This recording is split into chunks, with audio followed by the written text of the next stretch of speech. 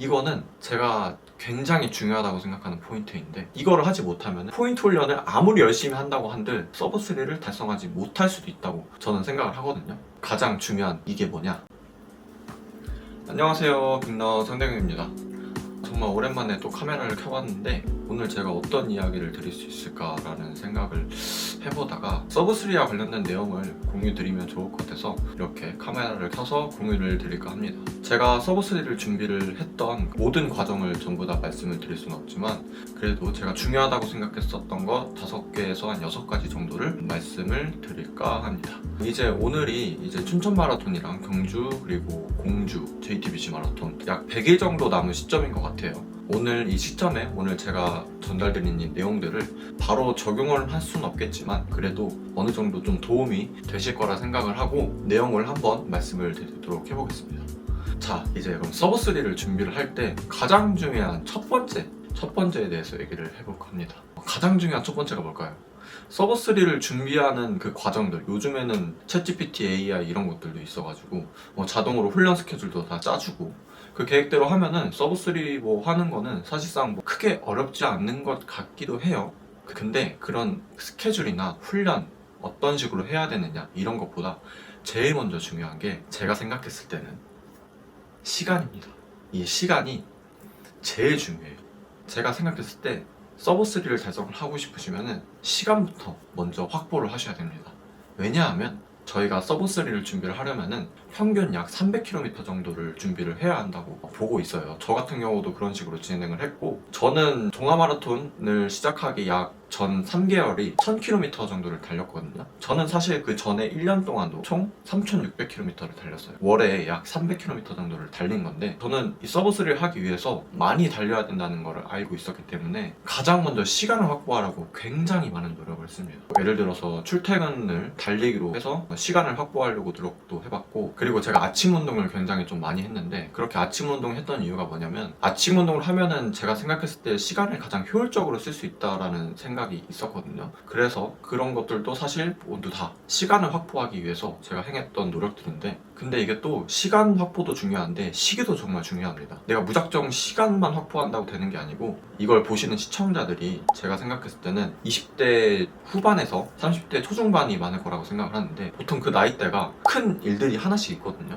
직장에서 굉장히 많이 바빠진다거나 또는 결혼을 준비한다거나 그런 여러 가지 일들이 있단 말이에요. 근데 이게 저희가 준비를 3개월만 해서 서브 3를 할 수 있으면은 이게 누구나 다 할 수 있는데, 사실 3개월은 제가 생각했을 때 좀 짧거든요. 그래서 보통은 한 6개월에서 1년 정도를 준비를 해야지 서브 3를 달성할 수 있다고 생각을 하는데, 6개월에서 1년 정도를 달리기라는 거에 대해서 확 집중을 해서 저희가 서브 3라는 목표를 가기 위해서는 그 시기도 정말 중요하다고 생각을 합니다. 그래서 다시 정리를 드리자면, 시간을 확보하는 거에 대해서 굉장히 중요하게 생각을 해야 되고, 그 시간이 확보된 상태에서도 내가 이 6개월에서 1년이라는 시간 동안 집중할 수 있는 그런 시기인지 이런 것들을 잘 판별을 해야 됩니다. 만약에 이 시간을 확보하지 못하잖아요? 그러면은 서브 3랑은 거리가 점점 멀어진다고 저는 생각을 해요. 엄청 잘 달리시는 분들은 서브 3를 쉽게 하실 수도 있지만은, 이게 간당간당하게 저처럼 이렇게 턱걸이 수준으로 서브 3를 하는 사람 입장에서는 서브 3를 도전을 하는 게 시간을 굉장히 많이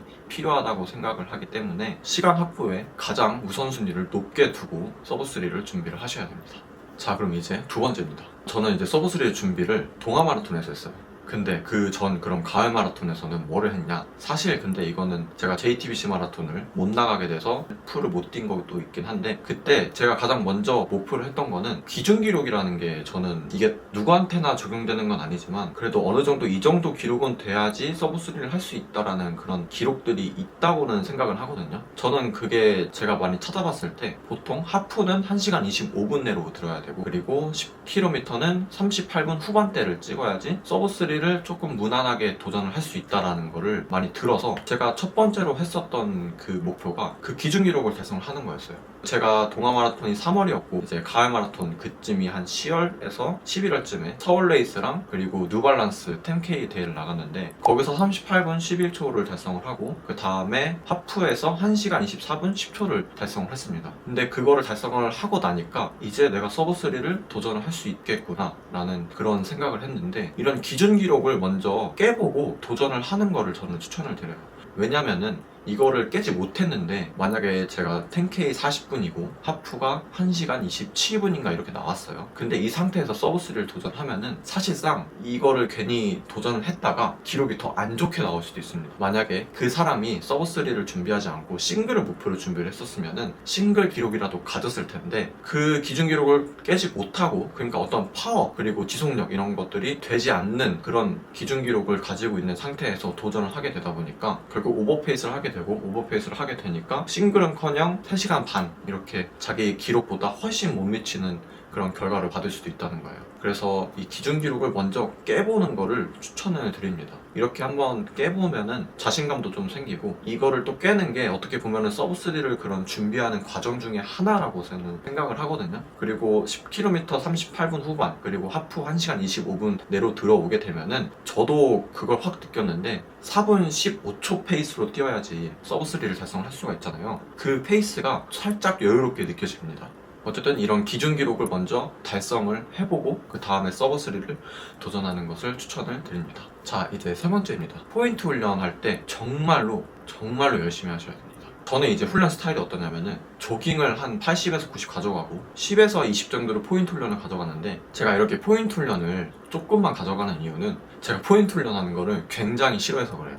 왜냐면은 전 포인트 훈련 한번 할 때 그 훈련에 정말 목숨을 다해서 뜁니다. 만약에 1000m, 200m 인터벌을 한다고 칠게요. 그러면 저는 그게 끝나고 정말 토가 나올 정도로 숨도 엄청 거칠어져서 그 정도로 뛰거든요. 이게 사람 몸이라는 게 조금 엄청 큰 자극을 주지 않으면은 웬만해서는 변하지 않는 것 같더라고요. 그래서 포인트 훈련을 할 때 완전 빡세게 확 넣어야지 몸이 확 변하는 것 같은 거를 저는 느꼈고, 그래서 포인트 훈련 한 번 할 때 정말 제대로, 정말 빡세게, 정말 집중을 다해서 합니다.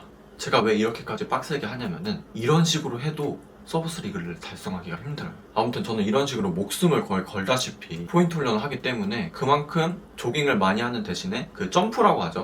이게 상승이, 그러니까 저희의 실력 상승이 이렇게 계단식으로 성장을 하는데, 이 조깅을 베이스로 가져가면서 그 계단식으로 성장을 할 때가 포인트 훈련할 때인 것 같아요. 근데 저는 그거를 할 때마다 이렇게 실력이 성장하는 느낌을 받는 게 정말 토가 나올 정도로, 정말 너무 힘들어서 다음에 포인트 훈련 다시는 안 하겠다라고 다짐을 할 정도로 그런 식으로 하기 때문에 실력이 상승을 했다고 생각을 하는데, 어쨌든 간에 포인트 훈련은 굉장히 중요하고 반드시 하셔야 되고, 조깅만 해서는 절대로 속도 안 올라갑니다. 인터벌, 언덕 훈련 할 수 있는 거는 최대한 하셔야 돼요. 다만 제가 또 조깅을 많이 가졌던 거에 대해서 얘기를 드리자면은, 저는 부상을 당하는 거에 대해서 굉장히 예민했기 때문에 조깅을 많이 가져가고 포인트 훈련을 조금만 가져가는 그런 스타일을 선호를 했던 것도 있어요. 그래서 포인트 훈련을 한번 할 때는 정말 목숨 걸고 정말로 열심히 정신력을, 집중을 전부 다 다해서 하셔야 됩니다. 그날 하루가 이 포인트 훈련 하나 때문에 긴장이 될 만큼 정말 포인트 훈련 한번 할 때 열심히 해야지, 그래야지 그나마 실력이 조금씩 올라간다고 저는 생각을 합니다. 그래서 포인트 훈련이 굉장히 중요하다라는 말씀을 드리고 싶고, 자, 그럼 이제 네 번째, 부상 관리에 대한 이야기를 해볼게요. 제가 거의 모든 영상에서 부상 관리에 대한 이야기를 하고 있는데, 서브3를 준비를 할 때도 부상을 관리를 정말 잘해야 됩니다. 부상을 근데 아예 안 당할 수는 없는 것 같아요. 정말 자잘한 부상 조금이라도 당하게 되는 것 같은데, 이거는 내가 실력을 계속 상승하게 되다 보면 어쩔 수 없는 그런 결과인 것 같기도 한데, 근데 부상을 최대한 당하지 않게 모든 예방책을 다 강구를 하셔야 됩니다. 서브3를 준비를 하다가 부상을 당하게 되면은 이 포인트 훈련을 목숨 걸고 못합니다. 이 포인트 훈련을 근데 목숨 걸고 하지 못하면은 이게 애매한 훈련이 끝나버리고, 애매한 훈련으로 끝나버리면은 저희의 실력 상승은 일어나지 않거든요. 그래서 서브3를 달성을 할 때 부상 관리에 정말 중요하게 생각해야 되고, 마사지, 스트레칭 이런 거 정말 잘하셔야 됩니다. 정말로 중요합니다. 부상 관리 못해서 실력은 이미 서브3를 뛰어넘었는데 실패하시는 분들 굉장히 저는 많다고 생각을 하는데, 포인트 훈련을 할 때도 이 부상 관리를 최대한 하시면서 내가 아무리 빨리 달리고 있어도 다리에 힘을 빼고 무릎에 힘을 빼고 부상을 당하지 않는지, 부상을 당하고 있는 그런 느낌이 오고 있는지, 그런 것들을 잘 살피면서 준비를 하셔야 됩니다. 자, 그럼 이제 다섯 번째입니다. 이거는 제가 굉장히 중요하다고 생각하는 포인트인데, 이거를 하지 못하면 포인트 훈련을 아무리 열심히 한다고 한들 서브3를 달성하지 못할 수도 있다고 저는 생각을 하거든요. 가장 중요한 이게 뭐냐? 저는 체중 관리라고 생각을 합니다. 저희가 사실 백날 포인트 훈련 열심히 해봤자 정말 몇 개월에 거쳐서 속도가 정말 조금씩 상승을 하거든요. 근데 체중은 1kg만 빠져도 저희 몸에 급격하게 바로 즉시 영향을 줍니다. 체중을 1kg만 빠져도 속도는 금방 올라가요. 그리고 사실 이 체중 관리가 또 중요한 게 부상 관리에 있어서도 이 체중이 많이 나가면 나갈수록 부상 유발률이 높아질 수밖에 없거든요. 사실 당연하잖아요. 체중을 그만큼 무릎이나 인대나 뭐 관절 이런 데 더 많이 싣는 거니까. 저 같은 경우는 키 빼몸 한 107에서 110 사이 정도로 나갑니다. 이번에 동아마라톤 나갈 때는 체중이 빼면 109에서 108 정도 되네요. 그리고 이 체중을 뺀다고 해서 속도가 그렇게 안 빨라진다고 생각하시는 분들도 있을 수 있거든요. 근데 이게 차이가 어디서 많이 나냐면 30km 이후부터 많이 차이가 납니다. 30km까지는 그래도 대부분 비슷하게 가요. 근데 체중을 빼지 못한 사람은 30km 이후부터 금방 무너지고 30km 이후부터라도 조금 가볍고 그래도 그나마 버티게 가려면은 무조건 살은 빼고 체중은 빼고 서브3를 준비를 하셔야 됩니다. 저희가 포인트 훈련 목숨 걸고 하는 것보다 굉장히 더 중요합니다. 어쨌든 체중 굉장히 중요하고요. 만약에 내가 2kg를 빼지 못했다, 이 생수통 2리터짜리를 들고 뛰는 거랑 똑같다고 보시면 됩니다. 4kg 안 빼면은 이거 2개죠. 이거 지금 한 손으로 들어도 무거운데 이거를 메고 뛰면은 당연히 페이스가 떨어질 수밖에 없죠. 무조건 이 살을 빼고 뛰셔야 됩니다. 그리고 이제 마지막으로 6번째 테스트 러닝을 한번 해보셔야 됩니다. 테스트 러닝이라는 게 뭐냐면 지금 현 몸 상태에서 내가 서브3를 달성을 할 수 있는지 이런 것들에 대해서 테스트가 좀 필요하거든요.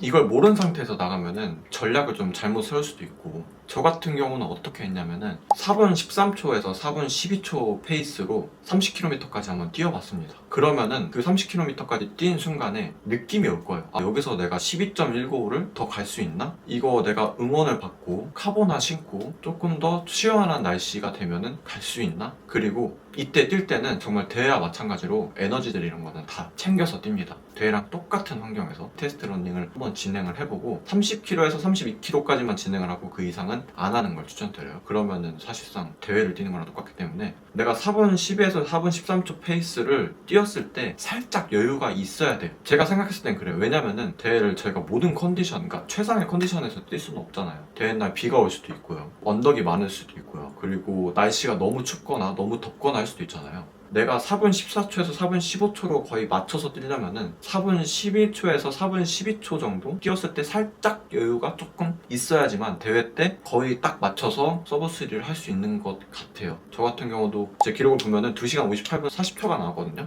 그때 제가 대회 당일날 장암에 걸렸단 말이에요. 근데 그 전에 제가 4분 12초에서 4분 13초로 뛰었을 때 약간 여유롭게 뛰어서 자신감은 있었어요.